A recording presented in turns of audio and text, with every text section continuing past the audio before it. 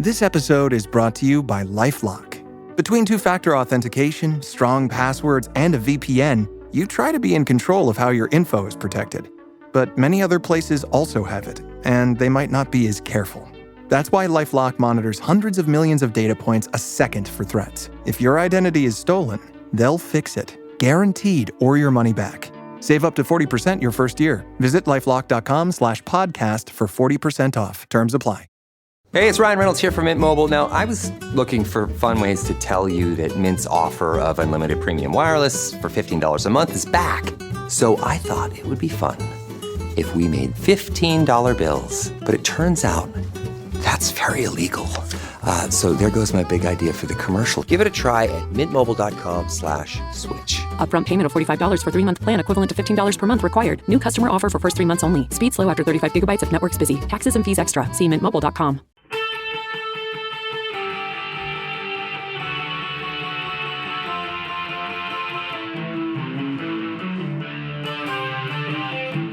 This is the Daily Blast from the New Republic, produced and presented by the DSR Network. I'm your host, Greg Sargent.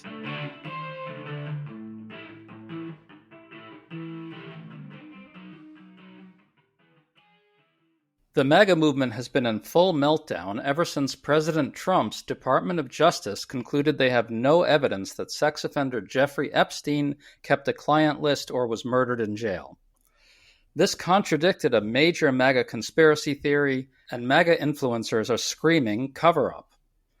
Tucker Carlson just took this to another level by attacking Trump over it.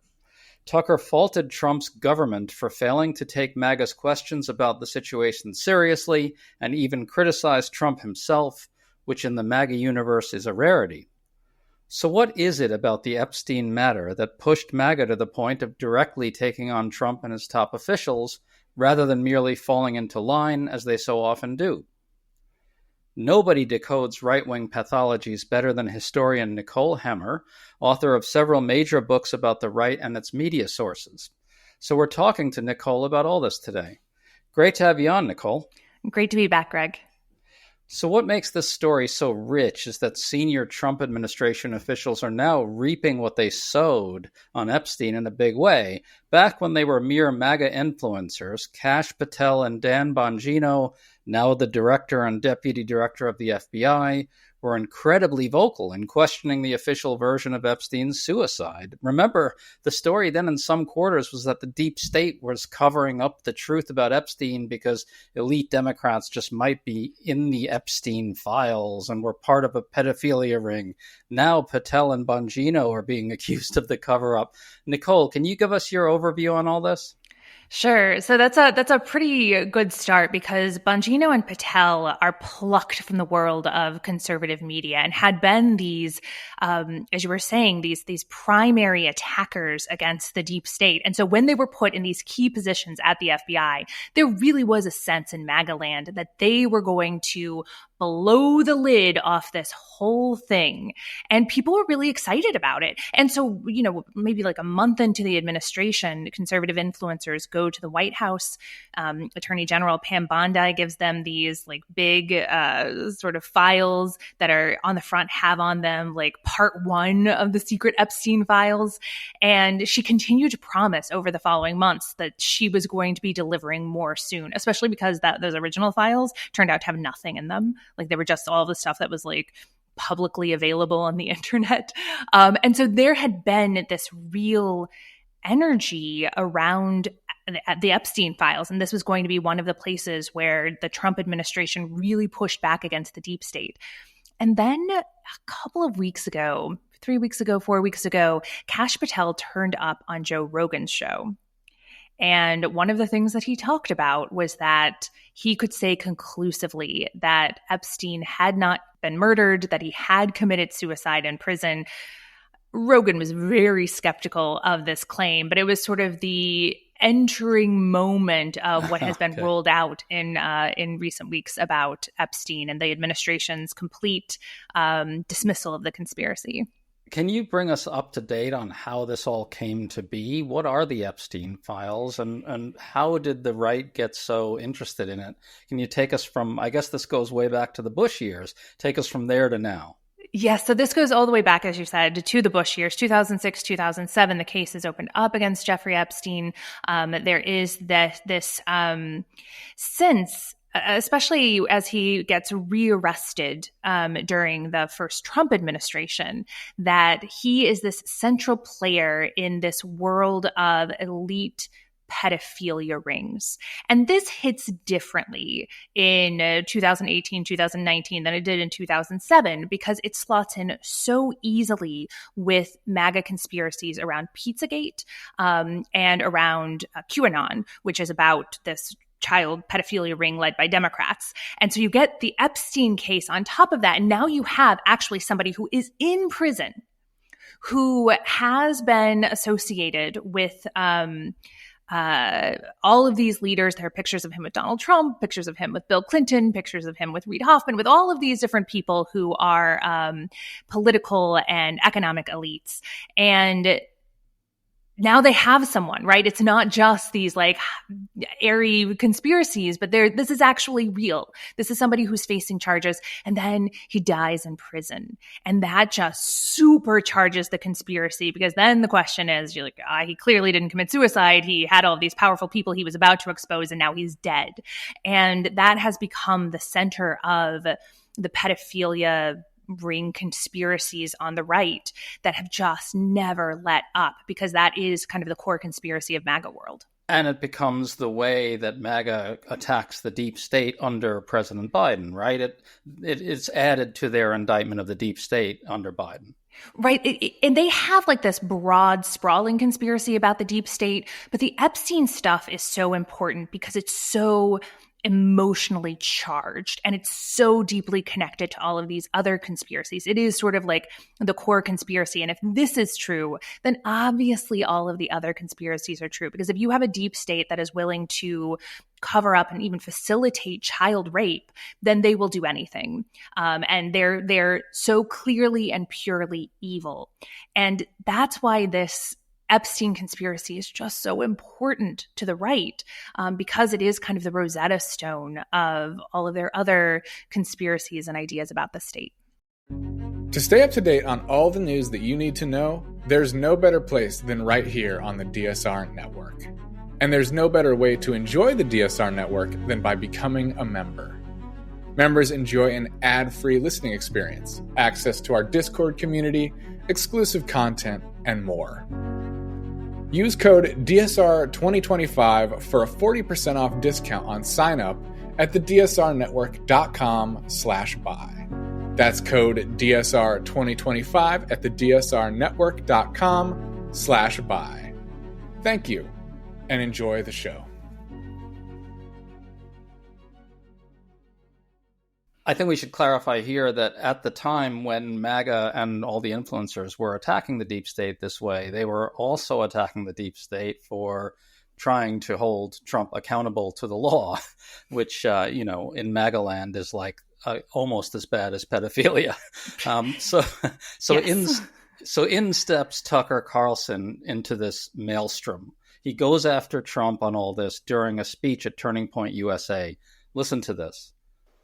And I think that's really at the heart of why the Epstein thing is so distressing. I mean, the guy was some weird sex freak who was abusing girls. We knew that.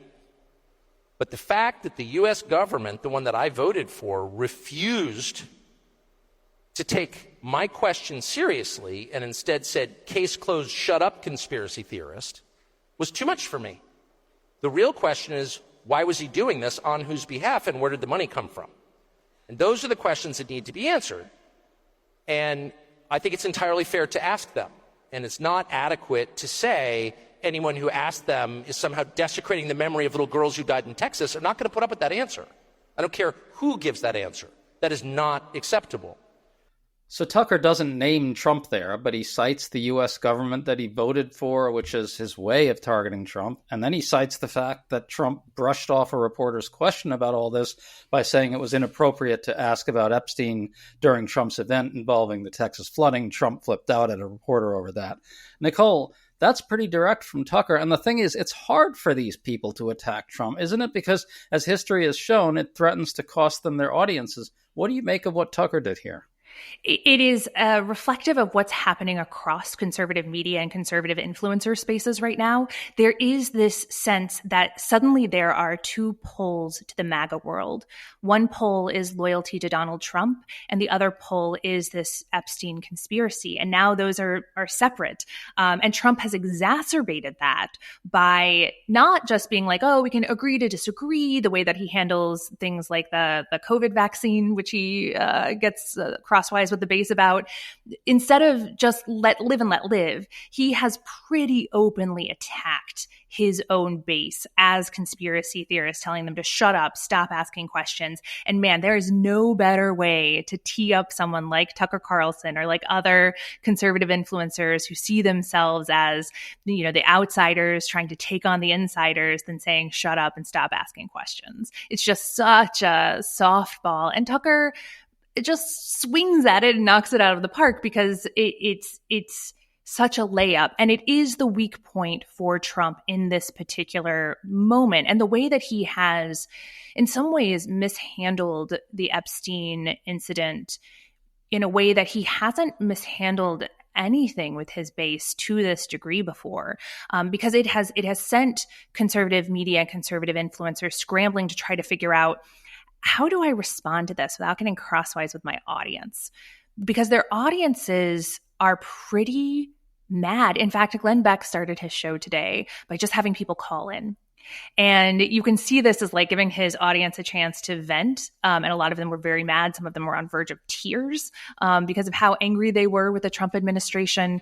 But it's also him trying to figure out which way the wind is blowing. Like, where does he land on this? Because he doesn't want to say, shut up and stop asking questions, because his audience will reject him too. And so it has everyone scrambled trying to find a way out. And Tucker Carlson's part of that process. So you're monitoring this stuff pretty closely. You just listened to Glenn Beck. Better you than me. Now, you say that the audience is on the verge of tears over the Epstein scandal and the way the Trump administration is covering it up from their point of view. Where are these audiences with regard to Trump? Are they telling themselves that Trump is at the core of this cover up as well?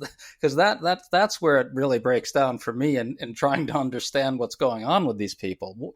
How do they sort of square that circle with themselves? Trump is infallible, but yet his administration is covering up the Epstein scandal, which is the biggest scandal of, you know, the last 50 years in their view. How do you make sense of that?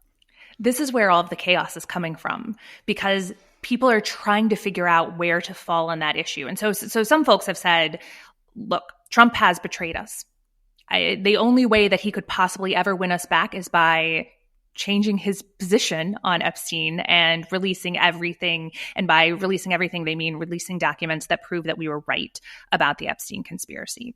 And then they go further and they say, well, if he's not willing to do that, then it is because he himself is implicated in these Epstein files. So that's one group who's like, we've just been betrayed.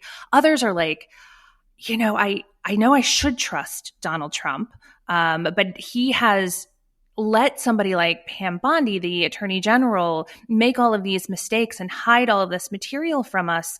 And he's not stopping it. And in fact, he's going on Truth Social and defending her. I don't know what to do with this. And this is in fact where people like Glenn Beck and Megyn Kelly are with their audiences. They're like, look, we're not attacking Donald Trump, but how do we make sense of this? And then you have people like Charlie Kirk, like Scott Adams, the Dilbert cartoonist turned influencer, who say, look, this is the way government works. We voted for Donald Trump. We have put our trust in him. He has earned our trust. He took a bullet for us. How dare you question him? That's the range of reactions. And the person who is able to reconcile those different groups is the person who is going to come out of this stronger. So you mentioned that Trump is out there defending Bondi. You're referring to a tweet that Trump unleashed over the weekend. It was this long rant in which he tried to tell MAGA, forget about this Epstein stuff already. And Trump blamed Dems for it, saying, quote, they created the Epstein files just like they created the fake Hillary Clinton, Christopher Steele dossier that they used on me. And now my so-called friends are playing right into their hands, close quote. Nicole, what's amazing about this is this kind of bottomless contempt Trump has for MAGA. MAGA spent years claiming something nefarious had happened with Epstein's suicide. That was how the Epstein files came to be. They created it. MAGA created it, right? And now Trump is just essentially saying, forget what you've said for years. Just blame it on Democrats. It is a response that shows that Trump is in an unusual position, that he is kind of, his back's against the wall with his base, and he's throwing everything he can, trying every trick in the book in order to try to redirect them. And one of the reasons it's not working is precisely what you were saying, which is there are a significant percentage of MAGA voters who are deep into the Epstein conspiracy. Because again, it's sort of like the legitimate edge of the QAnon conspiracies and the Pizzagate conspiracies. And so they know what the documents look like. They've charted where the different planes go and who they think is on the client list and all of these different things. They're parsing every single word Pam Bondi has ever said about Epstein. They are parsing every single word that Trump has said about Epstein and about his partner Maxwell. So they are so closely following this, that kind of reflexive, Obama made up the Epstein files is something that just doesn't fly within these conspiracy circles. There will be, I think, over time, that will be a path for some people back to Trump after this kerfuffle sort of blows over. They'll say, oh, yeah, right. That, in fact, there's even a conspiracy theory right now that, there had been all of this evidence about Epstein, but the Obama administration and the Biden administration messed with the files so much that now it would be pointless to release it because all of the evidence has been messed with. So what you're going to see, I think, is just a cavalcade of conspiracies that come rushing out to try to reconcile the irreconcilable, which is that the Epstein files were a big component of what the base wanted to see when Trump was back in power. They saw Bongino and Patel be put in these high positions. They saw that as a promise that they would see these files. They're not going to see these files. And now they have to figure out, does that mean that we're off the Trump train, or are we going to figure out a bigger conspiracy that we can nest ourselves in so that we can continue to feel good about supporting Donald Trump? I'm going to guess it's mostly going to be the latter. But just to sum this up, you have been following right-wing media for many years. You wrote a great book about it, Messengers of the Right. And nobody knows better than you that for the last 50 years or so, what the right has done is fed its own masses just lies and conspiracy theories of the most ludicrous nature.